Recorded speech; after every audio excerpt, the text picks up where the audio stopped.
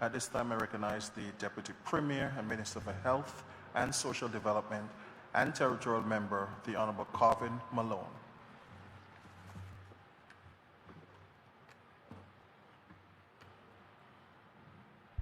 Mr. Speaker, thank you very much for allowing me the opportunity to lend or contribute to a subject, a time, and a place for which all of us are, in fact, privileged to be. There are 4 members of this House who, we must say, are privileged to be in the second round of constitutional reforms. 3 elected members and me, myself, as, well, back in 2006-07, me, myself, as member of the Constitution Commission back at the time when it was established in 2005. And, Mr. Speaker, the opportunities that it brings, because I don't think we can take that privilege lightly. We looked at a number of issues, and when we look at the order for which we are here, a number of this has been cited by the members who spoke prior. So the beauty of it is that I do believe that these discussions should be, well, not believe, I recommend that these discussions, the contributions made, be made a part of primary, secondary, tertiary institutions here in the Virgin Islands.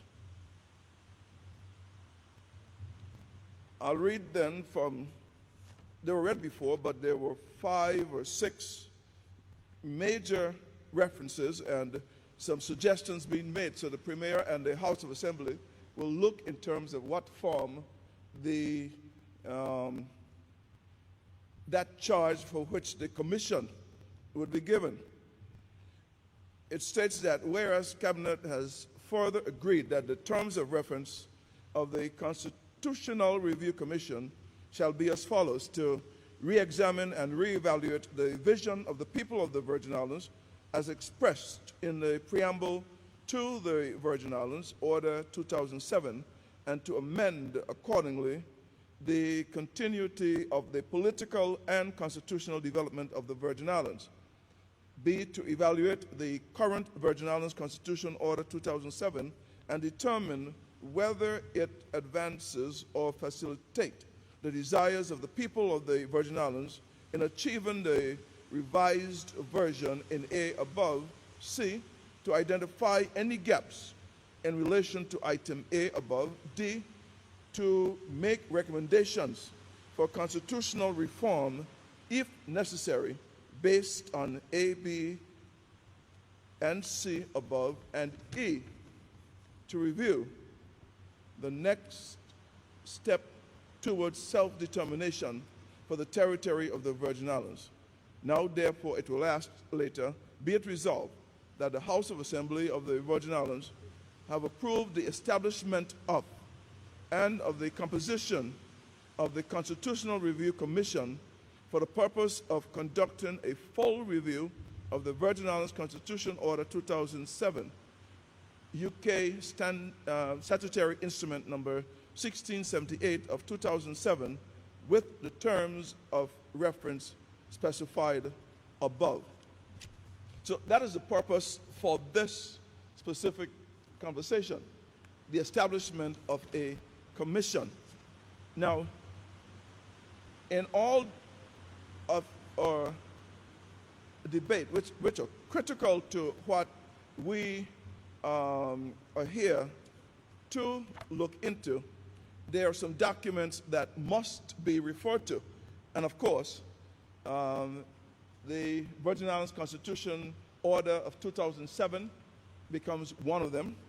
And we're going to state these only because everyone must become familiar with all documents that we have, so that we can know specifically what references are made. The second document, which we'll be just getting excerpts from, is a document called the Colonial Laws Validity Act of 1865. The Colonial Laws Validity Act of 1865, with specific reference to chapters 63, 28, and 29. Very important. The other one, critical, is the West Indies Act of 1962, and specifically chapter 19, because these we will see where these come in the conversation, because as we look at the establishment of the 11-member Constitution Committee, it has some specific provisions as to the wide range of experience that each of the members should possess. And it is fitting so to do, because it is going to be a people's document, and the people must have a vested interest in making sure that this is widely looked at. When you review the Constitution, Mr. Speaker, you'll be well aware that beyond the emotions of it comes the very documents that have been signed for us, whether in 1865, whether in 1962, or whether in 2007. These become the particular areas, because there are conversations that will always lend around how far we go. And one of the constant refrain by others have been, well, if you want to go this far and push it this far, there is a precipice by which you may well end. They call it a precipice, we call it a leap of faith, because if one look in terms of self-determination, it cannot be looked at in terms of a precipice. It must be looked at in terms of the leap of faith that we must take. Mr. Speaker, all through the discourse that I would have, you would hear me refer to the fact that we must gain the confidence of our people in they being comfortable enough with governance of our own people. Earlier, there were 2 or 3 references in different ways that were made by the Premier and made by the member of the Third. One of the such was, do we have confidence in ourselves as Virgin Islanders? That is a very powerful statement. Do we have confidence in ourselves as Virgin Islanders? We must come to that determination. One other statement was, what is in our way of constitutional advancement? What is in our way of constitutional advancement? Very powerful statement. What steps have we gained from 2007? I may have paraphrased that wrong, but in terms of what step have we taken, what step have we made since 2007? So with that small intro, in 1865, the Colonial Law Validity Act It was an act of parliament in the United Kingdom, and its long title is An Act to Remove Doubts as to the Validity of Colonial Laws. The purpose of the act was to remove any apparent inconsistency between local and British legislation. Thus, it conferred that colonial legislation, provided it had been passed in the proper manner, was to have full effect within the colony, limited only to the extent that it was not in contradiction with, repugnant to, any act of parliament that contained powers which extended beyond the borders of the United Kingdom to include that colony. This had the effect of clarifying and strengthening the positions of colonial legislation, while at the same time restating their ultimate subordination to the Westminster Parliament. Let's take a pin, and we will get to that, because as we go through this 6 to 7 month exercise, we must pass every word of it and then determine where do we go from here, Mr. Speaker. In the report written by the Commission, which helped to form the 2007 Constitution, it stated in there that for the first 30 years of the 20th century, constitutionally, the Virgin Islands went to sleep. Not until the 1930s did civic-minded Virgin Islanders seriously begin to question the quality of governance in the presidency. Hope Stevens Valdese, of New York, Tortola, and 6 others, as the Virgin Island story by Noel Harrigan and Pearl Ballack on page 55, verse 9, Nevis had been traveling through the Caribbean, promoting labor movements and awakening political consciousness.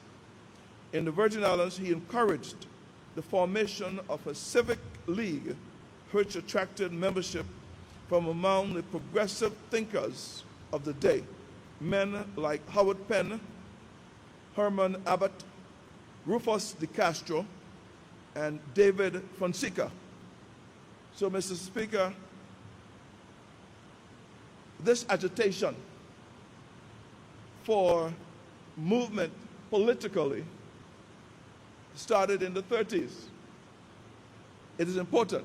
We'll stick a pin there, because as we go on in this 7-month exercise, we would come to understand more and more where that will fall.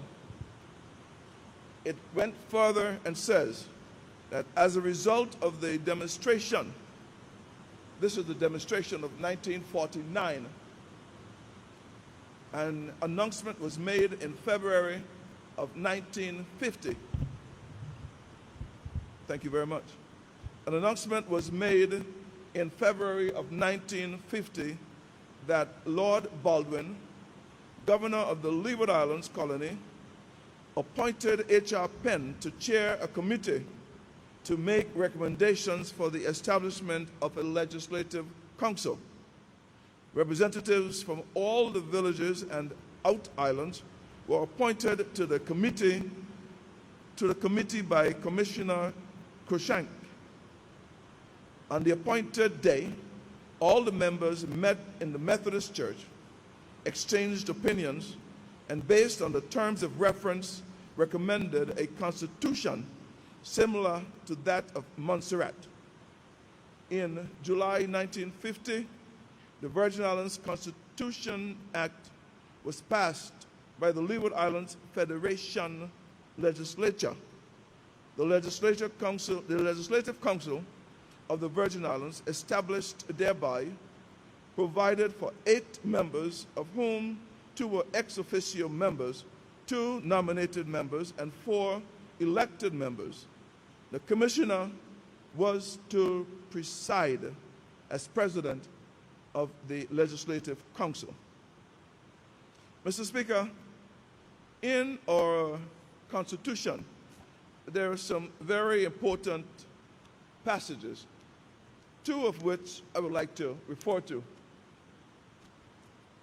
On page 4, it says that Her Majesty, in exercise of the powers conferred upon her by sections 5 and 7 of the West Indies Act of 1962, and of all other powers enabling her to do so, is pleased by and with the advice of her Privy Council to order, and it was so ordered, the coming into the Virgin Islands Constitution Order 2007. And the other part of which I would refer to is section 119, which states that there is reserved to Her Majesty full power to make laws for the peace, order, and good government of the Virgin Islands. But I think we should go back, because I think it is important for us, when we look at this, Section 5 and Section 7 of the West Indies Act of 1962, and we'll read these into record only because it is cited in the Constitution, and so too is 119. So when we look at the West Indies Act of 1962, Chapter 19, well, first, let's see what this act is all about. This is an act to enable provision to be made for the assessor of the inclusion of colonies in the Federation established under the British Caribbean Federation Act 1956, and for the dissolution of that federation, and for matters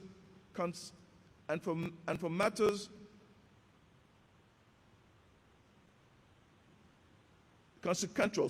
Let me start this over.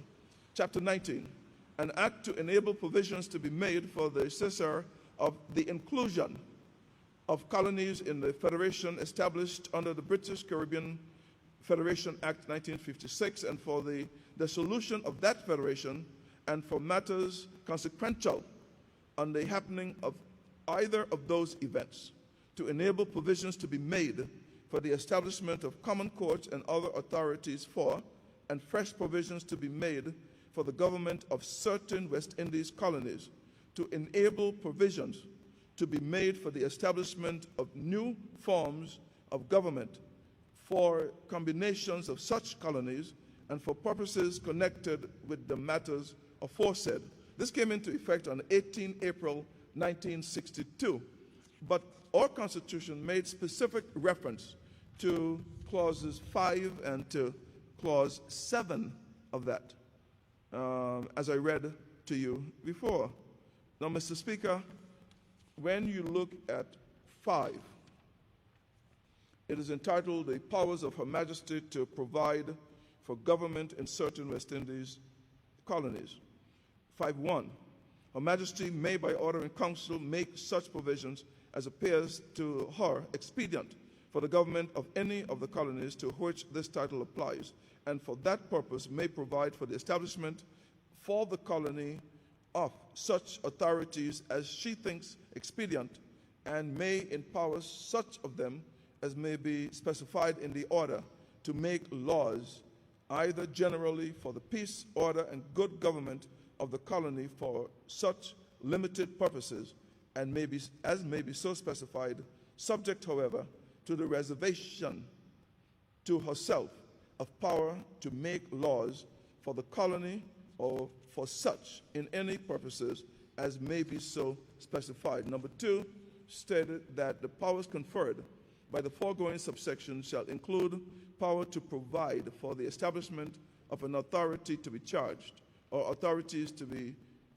severally charged with the duties of performing the benefits of such colonies, or for a combination of any two or three of them, such functions as may be specified in the order, for the expenses of an authority so charged to be defrayed by the government of the colonies or whose benefit it is to perform the functions. In this subsection, authority does not include a legislature or court. 3. Subsection 1 of this section shall, as regards the Cayman Islands and the Turks and Caicos Islands, have effect: A, as if the reference to authority specified in the order included a reference to the legislature of Jamaica. B, as if there were included among the matters of such Her Majesty in Council is thereby authorized to make provisions: 1, the conferring of or the making of provisions for conferring on any court in Jamaica, original or other jurisdiction, over matters arising in of the said island, and 2, the confer of powers and the imposition of duties on other authorities of Jamaica. Number 4, the order in council under this section with respect to a colony may vary or revoke any enactment of letters patent related to the government of the colony, and any order in council or any instrument so relating which has effect otherwise than by virtue of this section. Number 5, the order in council under the Jamaican Act 1866, the St. Vincent and Grenada Constitution Act 1876, the Trinidad and Tobago Act 1887, the Dominica Act 1938, Section 3 of the Leeward Islands Act 1956, or Section 2 of the Cayman Islands and Turks and Caicos Act 1958, except the order in council mentioned in subsection 5 of the last foregoing section, so far as substituting by virtue of any of these enactments, shall, insofar as it is in force at the passing of this act, and should be made under this section, have effect as if so made, and so shall the Windward Islands and Leeward Islands Police Service Commission Order in Council 1959. The colonies to which this section applies are those included in the passing of this act in the Federation and the Virgin Islands. Number 6, again, the colonies to which this section applies are those included at the passing of this act in the Federation and the Virgin Islands. It also referred to number 7. Number 7 say, 1, an order in council under any provision of this act may make or provide for the making of such incidental, consequential, or transitional provision as may appear to Her Majesty in council to be necessary or expedient. 2, any power conferred by this act to make an order in council shall be construed as including power to vary or revoke the order in council by a subsequent order in council. This is the order, this is the section to which the Turks and Caicos was subjected to not too long ago. Number 3, subject to the following subsection, a statutory instrument containing an order in council under this act which adopts or modify any act shall be subject to annulment in pursuance of a resolution of either the House of Parliament, and the statutory instrument containing an order in council under this act which does not adopt or modify any act shall be laid before Parliament after being made.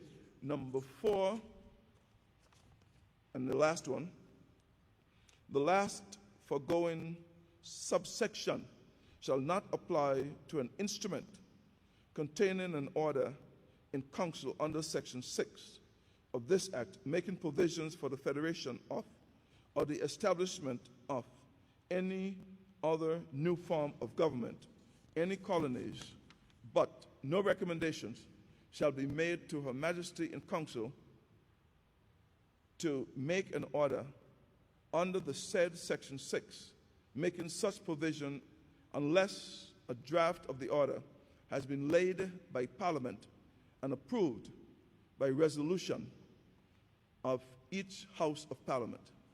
So, Mr. Speaker, the Constitution order of the Virgin Islands was laid on the 13th of June 2007 and came before the UK Parliament on the 14th of June 2007. So here we are. We are at a place, and we've read into this House the two sections that are cited in our Constitution, the West Indies Act 1962, number 5 and number 7. And we also read into it the section number 119. There is reserved to Her Majesty full power to make laws for the peace, order, and good governance of the Virgin Islands. I often speak of the builders of this society because I said that when we look, if we think our job is hard today, what about our founding fathers, our forefathers, who took us from the 30? Because I never leave out Hope Stevens. In fact, he left how much is it, 5 acres? He left he bequeathed an area of land in Greenland, which I recently, must admit, found out about, so that we can build a park specifically with families in mind. So, the entire body, he left it for. It's in Greenland. He hails from the east. Is that not so, Honorable Whitley? Okay, great. So, at the end of the day, Mr. Lewis Potter reminded me of it, or informed me of it. I'm not ashamed to say that. He informed me of it. So we all have to get together and look at this and then put it in give respect to the wishes of Hope Stevens and the family and the estate of their wishes in making this a reality. But when you look at what Brother Penn had to look at in making these recommendations, Howard Penn, Herman Abbott, Rufus de Castro, David Fonseca. These are names you don't oft hear about. But the fact is that when we get this into our history, because at the end of the day, primary, secondary, tertiary schools, we must get it into our history. Because the Premier says it one way, I say it another. When the history of these islands are told, unless we get our historians to make us fully aware of our people and our successes, history will always glorify the pirates. We don't know much about Herman Abbott, do we? Rufus de Castro, do we? David Fonseca, do we? And very little about Howard Penn, because he was here and a book is left, and we are now reading about his contributions to all these talks. We know somewhat about Hope Stevens, but how much do we know? So it is important that we get these embodied so that we can look. 1949 is critical to making it happen, but the works of it started from before. And, nothing happens without passion. So if we are passionate about Constitution reform as directed by the Honorable Member, Honorable Premier, Honorable Member for the 3rd, Honorable Member for the 5th, Honorable Member for the 9th, and all speakers at large, Member Serene, do we have confidence in ourselves as Virgin Islanders? What is in our way of constitutional advancement? I have often said that when you look at Canada, the Queen is still the head of state. When you look at Jamaica, the Queen is still the head of state. Barbados, and a lot of these quote-unquote, independent countries. And whenever you take it to the vote as to whether or not they will become a republic, the lack of confidence in governance is one of the primary reasons that our people have not taken it to the other step, Mr. Speaker. And we can sit, we can stand, we can jump, we can shout that what is holding them back.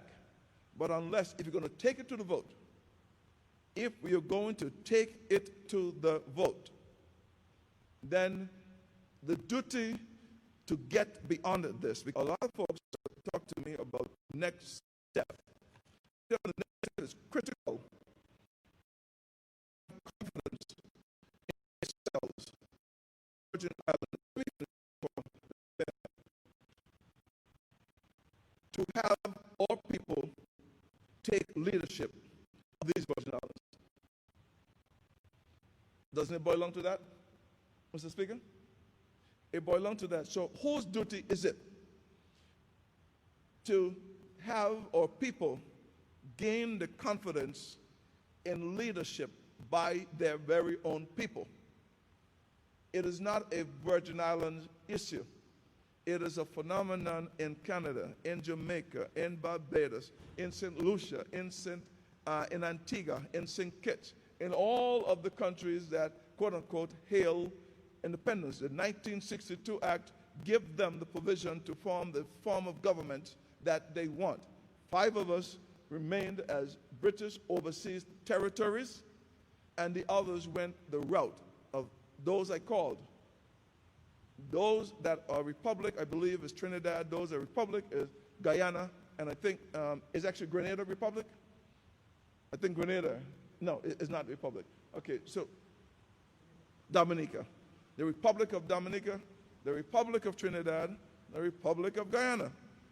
Those are the ones that are republic. All the others have the Queen as head of state, the Privy Council as the final courts that we have. And even getting that out of it, some of our people don't have the confidence. It is left to us to build the confidence in our people if we are to take the next step. Do I want the next step? Of course. But I do know it cannot happen without the confidence of a majority of our people. And might I say, it should not be a simple majority either.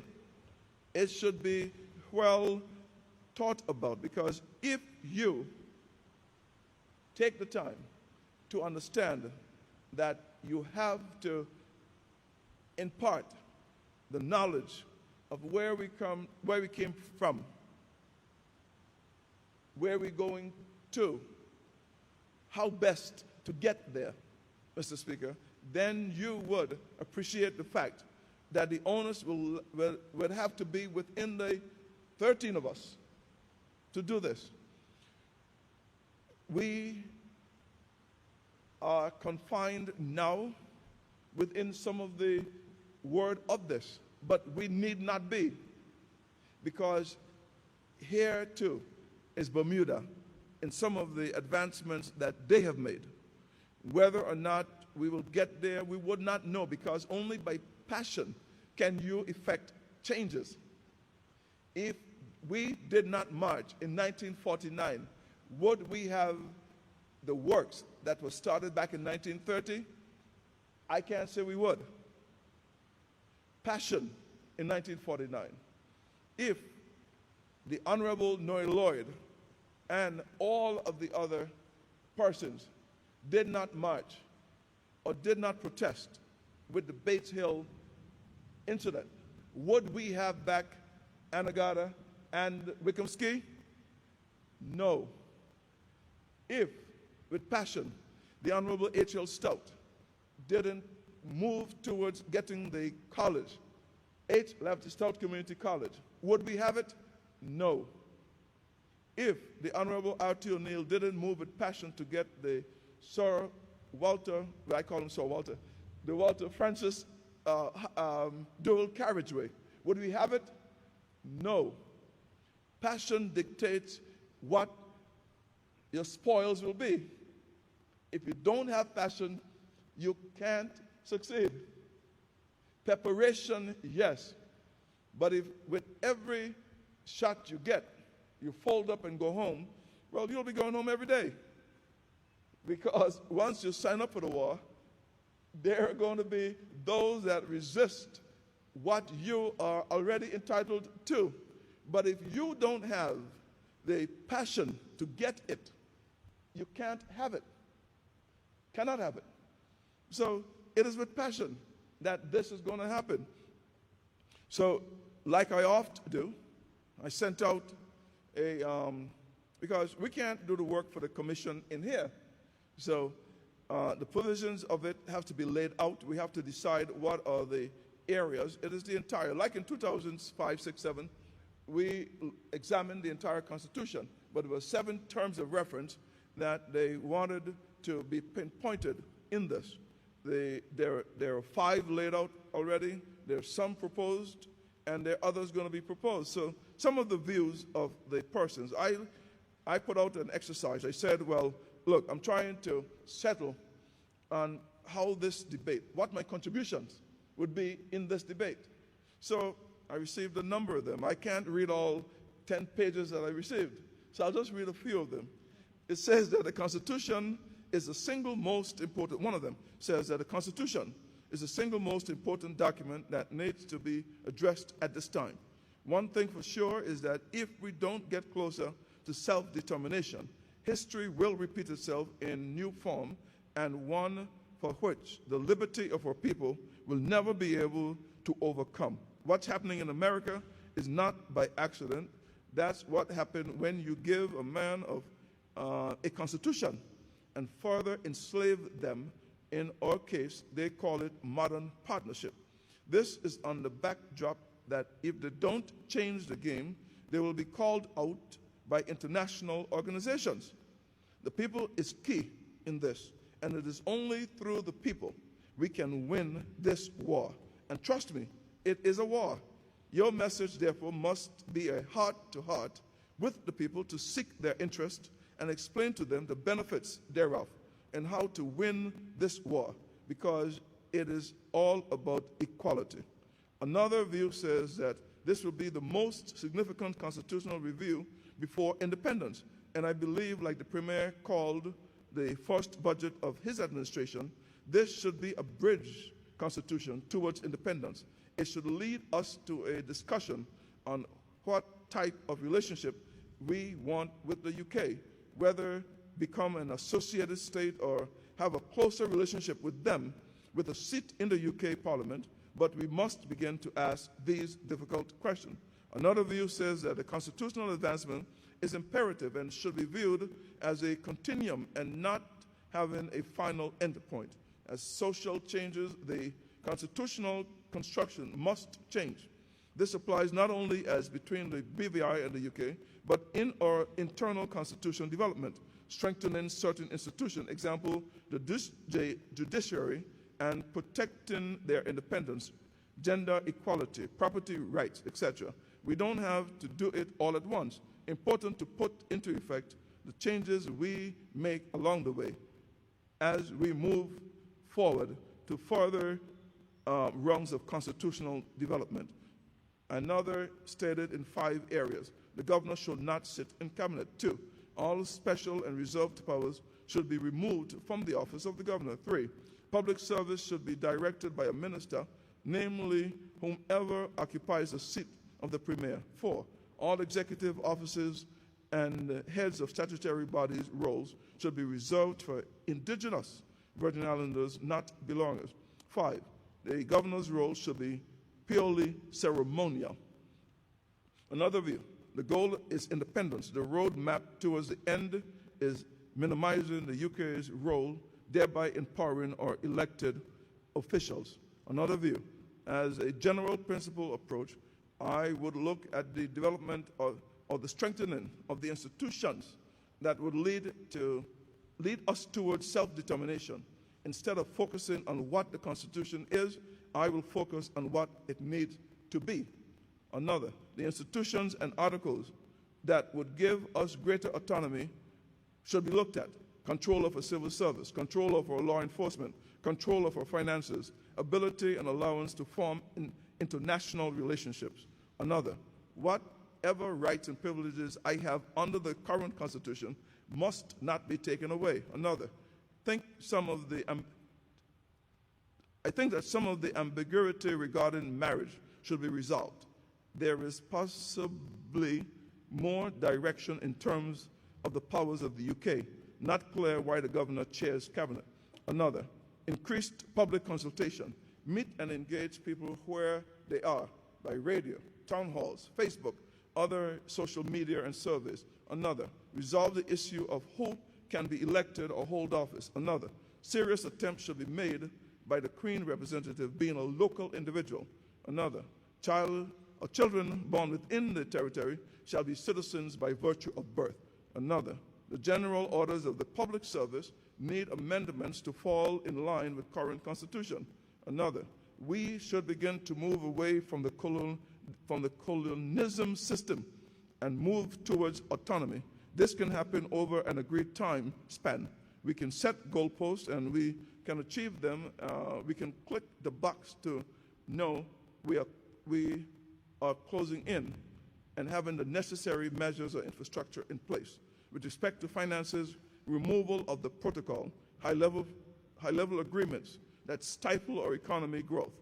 These are not required in the UK or anywhere else in the world. Another, and I soon finish, the UK should not be allowed to make laws and impose those laws on us. Sorry, you may want to talk about the U.n. position on colonialism, as ably amplified by the honorable member for the ninth. The UN is in the view that where it is practiced, that government needs to move towards dismantle of such arrangements. Another, you may want to talk about democracy or good governance, where another country can overrule or ease the laws, policy of an elected government. And another says, do you reduce the powers of the governor? Domestic and border security shall be under a new minister portfolio, Homeland Security.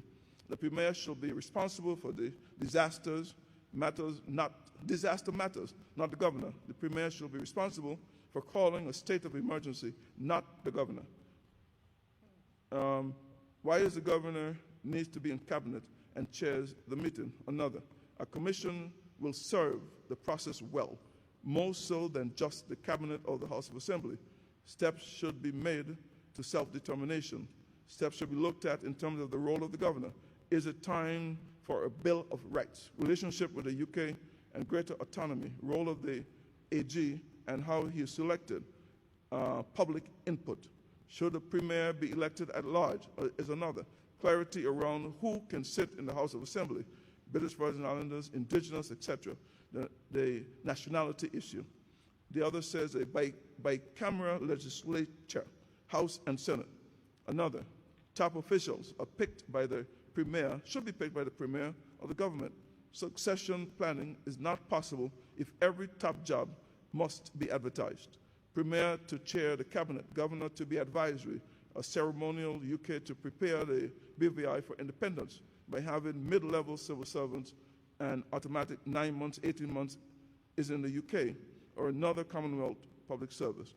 And the last one I would read, it says, what is critical is for the Commission, which we hope to be a part of, to conduct a survey among the voting public and get our input as to what we as British Virgin Islanders would like to see. Inclusion of the Virgin Islander is very critical. Find out some of our concerns. We think this constitutional review should be done historically, like no other review in our history. In order to move away, we must be very strategic and form be super sufficient alliances worldwide to keep us effectively successful to maintain our Caribbean leadership and not worse than them.